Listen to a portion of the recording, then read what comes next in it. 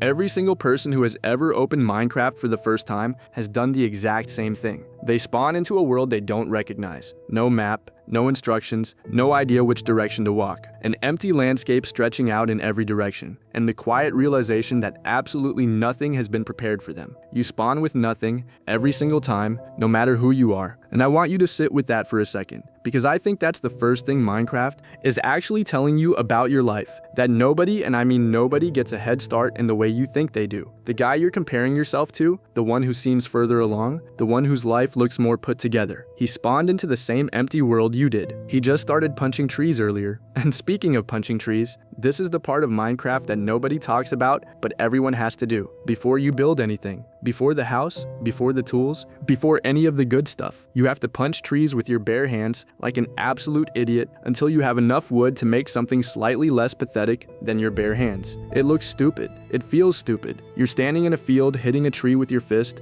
and thinking, this is where I am right now. But without that wood, you can't make the workbench. Without the workbench, you can't make the tools. Without the tools, you can't mine the stone. Without the stone, you can't build anything that lasts. The boring, unglamorous, nobody is watching foundational work is not the thing you do before the real stuff starts. It is the real stuff. And the people who skip it or rush it or wait until they feel more ready to do it, they're the ones whose houses collapse the first time something goes wrong. Every dream you have right now has a tree punching phase. And you're either in it, about to be in it, or avoiding it. But you cannot get to the good part without going through it first. Then the first night comes. And if you've played Minecraft, you know exactly what the first night feels like. You've got a dirt hut if you're lucky, maybe just a hole in a hillside. The sun goes down, and suddenly everything that was calm and open and full of possibility becomes genuinely dangerous. Things are coming for you in the dark, and you're sitting in your barely built shelter with almost nothing, waiting for morning, just trying to survive until the light comes back. The first night of anything real in your life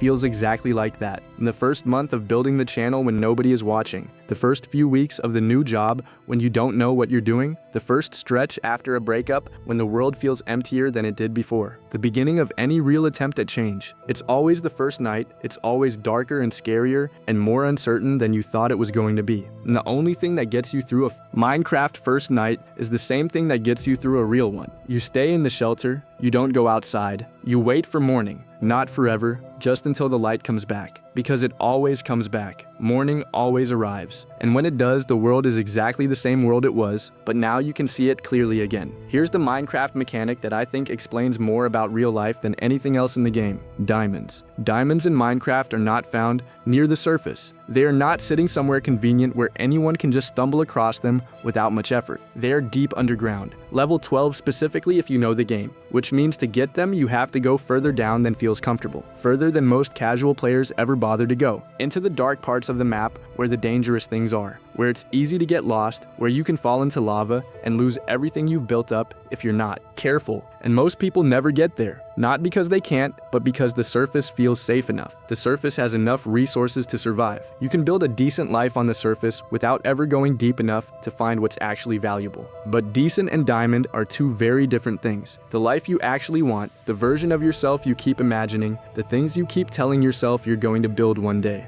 Those things are not on the surface. They are not in the safe, comfortable zone where surviving is easy and the risks are manageable. They are deep underground at level 12 where most people decided it wasn't worth the descent. The question is, how deep are you willing to go? And then there's the Ender Dragon. Every Minecraft world has one. The final boss. The thing the whole game is ultimately building toward, even when you're just mining wood and building houses and figuring out how to survive the night. Somewhere at the end of all of it, there is a dragon waiting.